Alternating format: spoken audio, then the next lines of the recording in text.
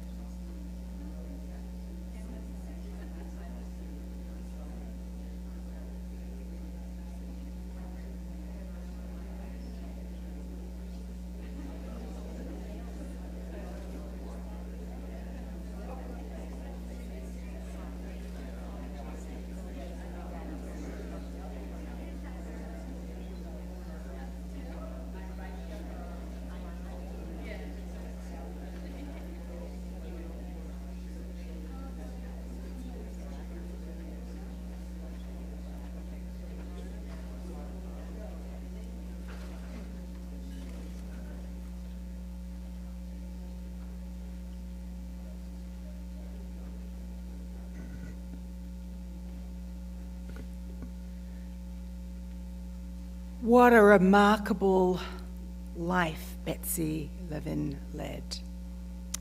We gather here as a community to surround her siblings, Larry and Sally, and their families with support and love, and to comfort them with words from our Jewish tradition. There are some of you who don't know me. I am Rabbi Linda Joseph. I am Sally's rabbi at Beit Aviv. That is a congregation that gathers here in this meeting house. Sally, Larry, Rita, Leah and Stephanie, and family who are watching on streaming or who are here, Kendra and Joel and little Miranda, Karen and Charles. I hope that this ceremony brings you some solace as you remember. Mourning is the price we pay for having the courage to love others. Even in grief, we know that the wonder of human life is too complex and too magnificent to be memorialized in endless pain. The gifts of spirit Betsy gave us cannot be measured or weighed, nor can it be lost or even tarnished with time. Even in our darkest hours, we know that some of her light, some of her warmth will always be with us, bringing comfort, courage, and in the fullness of time, healing and peace. Our rabbis taught that there are 3 crowns: the crown of Torah, the crown of priesthood, and the crown of loyalty. But they emphasize that the crown of a good name excels them all. The book of Ecclesiastes says, Tov Shem Mishemen Tov. A good name is to be treasured above precious oil. Wealth, health, even life passes away, but a good name lives forever. It is this view that the Talmud teaches. Monuments need not be erected for the righteous. Their deeds are their memorials. They will be remembered and revered for the kindness they have shown, for the love they have given. They are shining examples of what it means to be a mensch. Yesterday, my friends, when I sat with Larry and Rita, Sally and Leah, I was privileged to hear stories and see so many photos that told the story of Betsy's life. Betsy's great aunt, Henrietta Zold, once said, "Dare to dream, and when you dream, dream big." Betsy's life was one in which she took that advice to heart. In everything Betsy did, she dreamed big.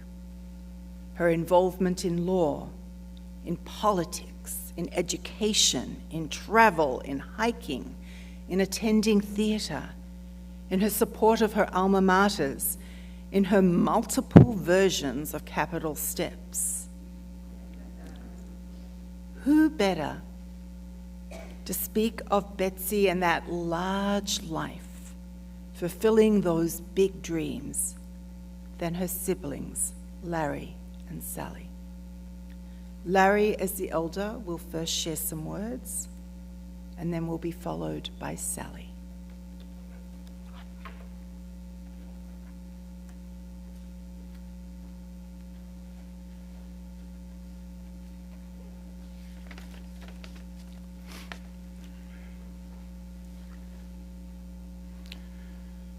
Good morning, everybody, and thank you for coming.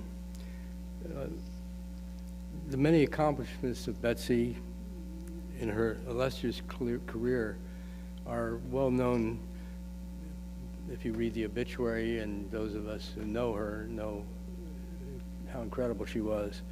So I'm going to today to talk a little about my relationship with Betsy, a brother and sister relationship. As children, Betsy and I shared the same bedroom.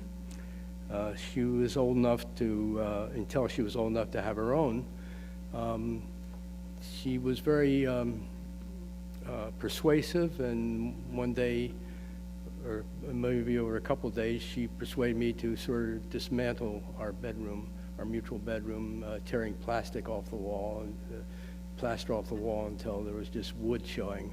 So I think at that point, our parents decided to have separate bedrooms for me and Betsy. She was very influential in my life. The 3 years difference between us, along with her cunning intellect, put me in thrall to Betsy for many years. I was a very mischievous child, and Betsy knew how to hold that over me, so that for a few years, I had to do whatever she wanted me to do. Or she would tell my parents, our parents, and I didn't want that, because that meant nothing good would come of that. We did have some wonderful times together, and I wanted just to comment on a couple of them. Our father was a high school teacher, and he had summers off, or part of the summers off, because he would often teach summer school. And one summer he took me and Betsy, just my father and the two of us, when Betsy was about 14 or 15, with our bicycles, to biking on the eastern shore of Maryland. So we took the Towel-Chester boat over the Chesapeake Bay to the eastern shore and spent several days biking together, no gear bike, just one speed bikes. And it was a wonderful adventure that we had together. Fortunately, the roads there are level, mercifully. Another time, my father took the two of us to the Blue Ridge Mountains on a cold November day for several days. The Appalachian Mountain Club trails and a hut there, which was rather Spartan. And I remember I could still smell the acrid smoke from the wood logs that we burnt to keep warm in that cold cabin. Our parents were both longtime members of the Mountain Club of Maryland, so hiking and camping out were part of our DNA. And Betsy, up to the time she had the stroke, was showing that in all of her hiking activities. Two special loves that Betsy and I had that we shared were for Broadway musicals and Gilbert and Sullivan. She opened my ears to musicals of World War II era, Call Me Mister, This is the Army, Finnegan's Rainbow, and we would go around the house singing these songs as youngsters. Again, she's one as young as me, she was 3 years older. But just a few years ago, a few days ago before she died, she called me up and said, "Larry, can you write down the words for This Train's a Going Home Train from Call Me Mister?" And thank YouTube, I was able to pull it up on YouTube with the original cast, called her back and said, "Betsy, listen to this," and played This Train's a Going Home Train, which is a great song. Multi-part song from Call Me Mister. She loved that. That was a great thing, because she had so little thing that could stimulate her. Because of our mutual love for Broadway musicals, I got the idea last year, we tried it for a while, of humming songs to each other from musicals. I would hum something to her, and she would identify the song and then the musical it was from, and then she'd do it to me. It worked out fine when I would hum something to her. She always identified it correctly and the show it was from. But then it was her turn to do it to me, and this is what, because of her stroke, this is what it sort of sounded like. Da, da, da, da, da, da, da, da, da, da, da. If anybody can guess what that is, you're better than I am, because I couldn't guess it. But so I said, no, Betsy, what is it? She said, I've got the horse right here from Guys and Dolls. And then we both laughed, because we knew that, that it didn't come across that way. So we had to discontinue that game, or do it one side from time to time. Then there was Gilbert and Sullivan. We both were brought up in a household where Gilbert and Sullivan were much loved by our parents. And our mother had a piano and would play Gilbert and Sullivan. We'd go around the piano and sing songs from the lovely book she had. And they would take us anytime D'Oyly Carte Opera Company from London came to town, they would take us to see Gilbert and Sullivan opera. And so it was part of our we were steeped in it. So a year or so ago, she asked Sally for my birthday, if she would get Patience, Gilbert and Sullivan's Patience. Sally couldn't find that, it wasn't out, but she found the Mikado. So I got the Mikado and still enjoy it very much. So this was really something that we shared a lot. One final reminiscence about Betsy is that when we were together, much of the time we spent, when we weren't talking about politics and hot button issues, we were spending time loving each other and laughing. A lot of laughter with Betsy all the time. She had a marvelous sense of humor all the time, even with the stroke. Her wit and sense of humor were always shine through. So we always had a good time. Betsy was not no book to us. Her private life we kept private with her, despite our closeness. In shutting down her beloved house in Washington and having to go through personal items and photos, Sally, Rita, Leah, and I discovered how much Betsy had been loved, and by how many true and deep friends she had, and how giving she had been in return. She loved her fellow trekkers and maintained contact with them until the end. The friends she made on her years of walking before her stroke not only saved her life when she didn't show up for their appointed walk, but they have been incredible in their devotion to Betsy during this terrible time. They have made her meals, taken her outside, and pushed her wheelchair around the pond, read to her, and done a myriad of things to make her life more bearable. Keith, one of these members, had visited her regularly and would read to her.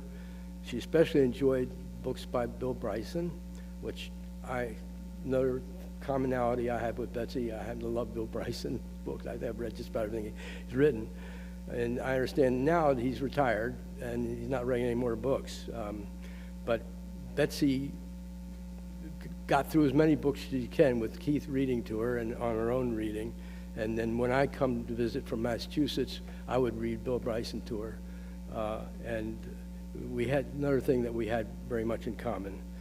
So I'll be missing Betsy and the good times and the memories we shared with this sister that was so brilliant and so wonderful, older and wiser, and she'll be greatly missed.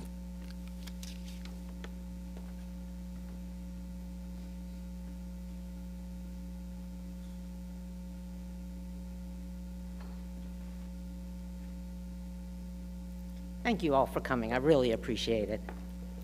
Betsy was 7 years older than I and was a force to be reckoned with.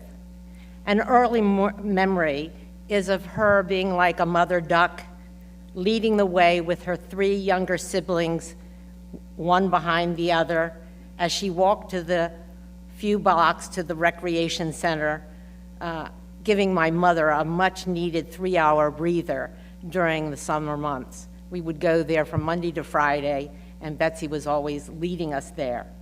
She and I would play card games that depended on speed, such as Pounce and Spit. I don't know if you know any of those games, which of course, with her winning most of the time. She had me keep a file card on each book I read with title and author and how well I liked the book. She went off to college at age 16 when I was still in elementary school. But in later years, when she lived in Washington, D.C., I spent much more time with her. I lived with her one summer when she worked for the U.S. Geological Survey, and I had secured a summer job there. She would also invite me over to Washington to go to plays at the Folger Theater or to art movies. After Leah was born, Betsy spent lots of time with us. Leah and I drove with her as she moved from Duke to the University of Colorado, where she took up the position of Dean of the Law School, becoming a member of a very small group of women deans. When she attended meetings at interesting places, she would invite Leah and me to join her at the end of the conference, taking a few extra days to spend with us. This is how Leah and I were able to visit Hawaii and Banff, Canada. After Leah was grown, Betsy and I traveled together to a number of places, including the USSR, India, the Baltic states, Mexico, China, and Cuba. It wasn't Russia then. Betsy was an A-type personality and a perfectionist. Once she and I were invited to Los Angeles to give a talk about our great-aunt Henrietta Zold. We did lots of research and put together a PowerPoint presentation that I thought was great. But Betsy didn't think it was good enough and continued to edit. On the flight to LA, in our hotel room, in the car driving to the venue, it nearly drove me crazy. During my father's declining years, Betsy would take him for excursions, short excursions, 2 days, to Western Maryland, the Eastern Shore, West Virginia, Pennsylvania, Delaware.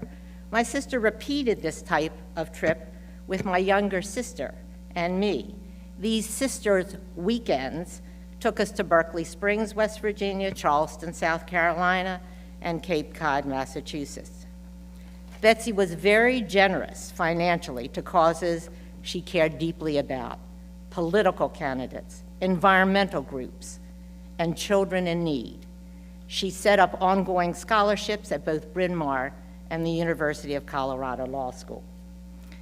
Betsy was a fast walker and loved to hike. She joined the Mid-Atlantic hiking group, but found that although she could hike as fast as the others, the hikers didn't stop enough to ooh and ah over the flowers or the other interesting things they would pass. So she and several others split off and formed their own group to both hike and stop and smell the roses.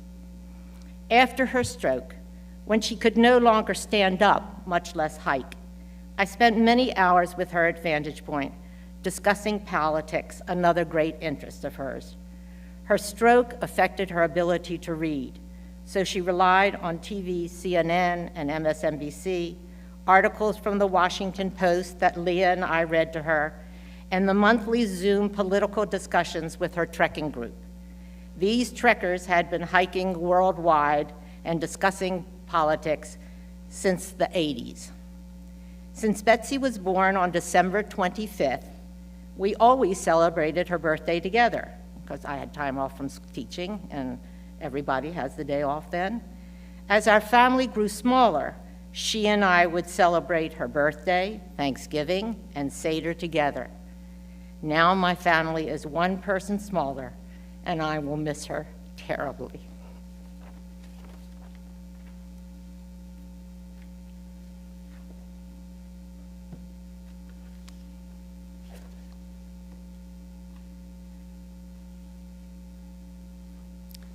Betsy dreamed big. She lived big. She was one of the people in this world that made this world better. A poem. When great trees fall, rocks on distant hills shudder. Lions hunker down in tall grasses, and even elephants lumber after safety. When great trees fall in forests, small things recoil into silence, their senses eroded by fear. And when great souls die, the air around us becomes light, rare, sterile. We breathe briefly. Our eyes briefly see a hurtful clarity. Our memory suddenly sharpened, examines, gnaws on kind words unsaid, promised walks never taken. Great souls die, and our reality, bound to them, takes leave of us. Our souls, dependent upon their nurture, now shrink, wizened. Our minds, formed and informed by their radiance, fall away. We are not so much maddened as reduced to the unutterable ignorance of dark, cold caves. And when great souls die after a period, peace blooms, slowly and always irregularly. Spaces fill with a kind of soothing electric vibration. Our senses, restored, never to be the same, whisper to us, they existed. They existed. We can be and be better, for they existed. Betsy was one of those great trees in the forests that she liked to hike. Let us rise for El Malay Rachamim as we ask the source of all to take care of Betsy Levin's spirit for eternity. El Malay Rachamim Shochen Bamomim Hamse Menocha Nechona Tachat Kanfei Ashechina Im Keroshim Otorim Kezohora Kia Masirim Et Nishmat Blumala Bat Mordechai Yastrovel Alexandra Shalcha Le'olama Bal HaRachamim Yasdireha Beseta Knafav Le'olamim V'yitzru B'yitzru HaChayim Et Nishmata Adonai Hu Nachalata V'tanuach Bashalom HaMishkava V'nomar Amen. We remain standing as the coffin processes from the meeting house, followed by the family. We will be leaving here to bury Betsy Levin at Arlington Chizuk Amuna Cemetery, after which you are invited to join the family at the home of Sally Levin. I'd like to invite the pallbearers forward to escort the coffin.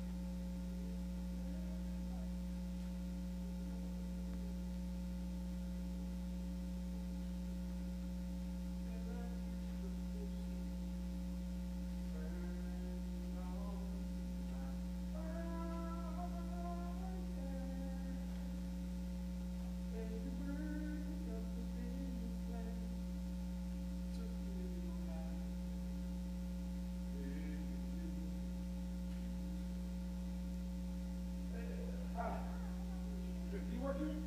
Well, not for OLI, but I work for a congregation here. Oh, I can't help I but just this need- time. yeah, I didn't see somebody who works here, weekend,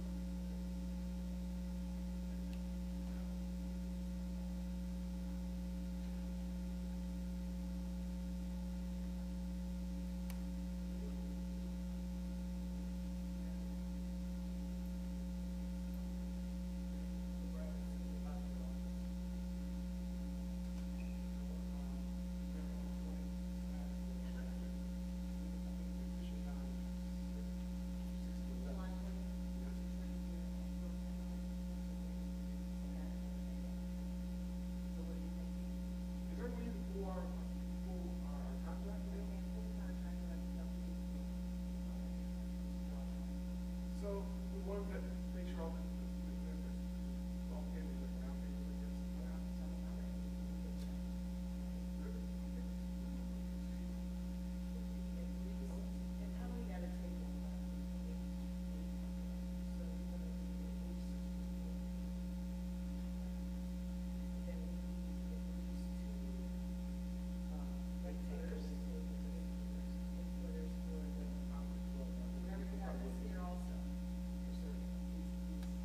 I think